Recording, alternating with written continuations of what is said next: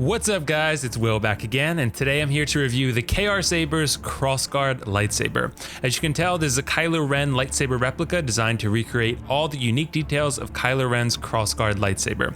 The saber is sold as a DIY kit that comes unassembled but with all the parts necessary to assemble what is considered by many to be the most accurate Kylo Ren lightsaber on the market. Keep in mind that when you purchase the saber, it also comes unpainted as well.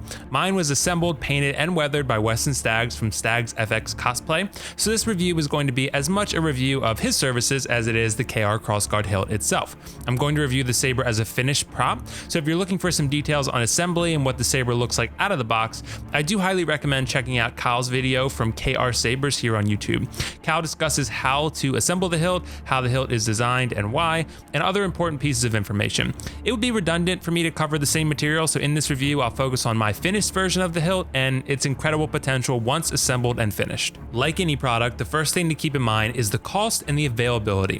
The DIY kit will run you somewhere between $460 to $500 depending on who you purchase it from, and currently it is not available for purchase at all. KR Sabers releases batches of the hilt via limited runs where interested customers can purchase one once the run goes live. The hype for this hilt was so out of control that the first run crashed the KR Sabers website as everyone tried to rush to get one. Those who were able to snag one of the few hundred made in the first 15 minutes they were launched were thrilled, while the rest were left disappointed.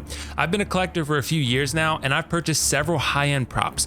Let me tell you guys that I have never had a more difficult time purchasing a prop or collectible.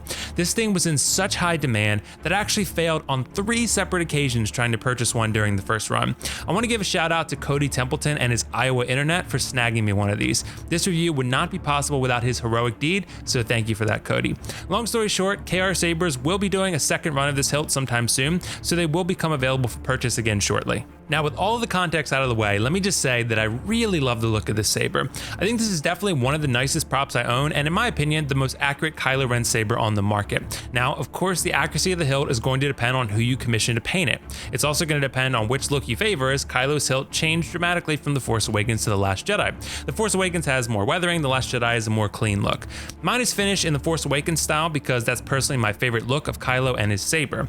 As I mentioned, Weston Staggs painted mine, and I'm really happy with how it turned out. The look I was shooting for was the visual dictionary picture of Kylo's hilt, and the hilt ended up being close to that and also close to the prop shop version. The weathering on this hilt is really great and makes the saber look as if it's seen some heavy battle usage.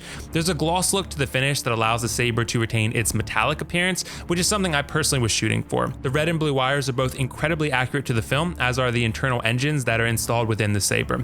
Screws are included under the emitters to hold the emitters in place. I recommend you watch Kyle's video I've linked in the description below, because he explains that if you plan to install your Kylo hilt with NeoPixel, you may need to make some adjustments. Since I'm not an installer, I don't want to speak out of turn, but I will say that your activation switches and retention screws will need to be determined by the installer you commission. The middle switch on the saber is not movable, and the button is not pressable in their original state. The cutaway section in the middle of the saber is beautiful. My saber actually rattles a tad, but everything stays in nice and secure. In Kyle's video, he speaks to this issue. It's easily corrected once you've done an install on the saber and you install a longer screw that is included in the package. From there, it won't rattle anymore. For now, mine is going to stay a static display hilt, so I'm fine with the rattling because it's sitting on a stand anyway. Keep in mind that the stand you see in this video is not included with the kit. I bought the stand from a separate seller on Etsy. I'll leave a link in the description for that as well. But either way, I love the detail in the upper engine, and I love the way this saber is weathered. It again makes the saber look as accurate as possible and like a legitimate weapon that's seen usage. The side emitters are heat stained with a blowtorch. This, from my understanding, is accurate and again gives the saber that feeling of authenticity. In my version, there's actually a scratch on the left emitter done purposefully to replicate the scratch found on the saber in the film for The Force Awakens. I wish mine were a little more distinct, but it's still a great inclusion nonetheless. I should note that my paint job from Weston cost me $175, shipping included. This brought the total cost for me for $675 for the hilt. Now that may seem like a lot, but this hilt is intended for die-hard Kylo Ren fans that don't mind paying for ultimate authenticity. There are comparable hilts in quality out there, such as the Prop Shop or the Phoenix Props V2, but they will cost you much more. A Prop Shop Kylo hilt will run you at least a couple thousand, if you can even find one, and a Phoenix Props V2 will cost you around that as well.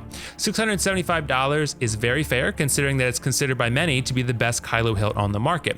It's hard to say for me personally, I believe it is, but I've never seen a Phoenix Prop V2 or Prop Shop saber in hand, so all I can say is that this saber is hard to beat. It's awesome. For those looking to do an install on this hilt, the main emitter takes a standard 1-inch blade and the side emitters take 7-inch blades. The hilt is very much installable, but for me, again, I'm happy to keep this one as a shelf queen and troop with my Disney Parks Kylo Ren saber. I just like the look of the saber too much and would rather display it than troop with it. That's obviously personal preference, but for me, I'm happy to have a saber on display and marvel at its beauty. Other than that, I think this wraps up my review of the Sabers Krossguard. In summary, I think this kit is awesome. It's the accurate Kylo hilt I was looking for, and the paint job brought it to life in the way I wanted. Weston Staggs is a painter I can definitely recommend because he will certainly ensure you're happy with what you receive. He made adjustments to mine as I suggested them and was more than willing to accommodate my requests. Considering he had to paint the saber, it made sense for him to assemble it for me as well, which was another huge plus for me because I'm never great with assembling things and following instructions. I think this saber isn't perfect, but it's super close to the real deal and likely the closest on the market. I'm very happy with it and would recommend it and Weston Staggs painting service to diehard Kylo fans like myself. Whether you're a 501st Kylo Ren or just a huge fan of the character, it's great nonetheless. This saber has its practical uses and its non-practical uses, which makes it a great buy. I'm gonna give this saber and finish a 9 out of 10, and if you have any questions, let me know in the comments below. If I can't answer them, definitely check out KR Sabers on Facebook and ask Kyle directly. From there, you can also check out Krossguard Addicts on Facebook as well, or Knights of Ren, 2 different Facebook groups there. That's all for now from me though. This is WillFoxification signing off. See you in the next review.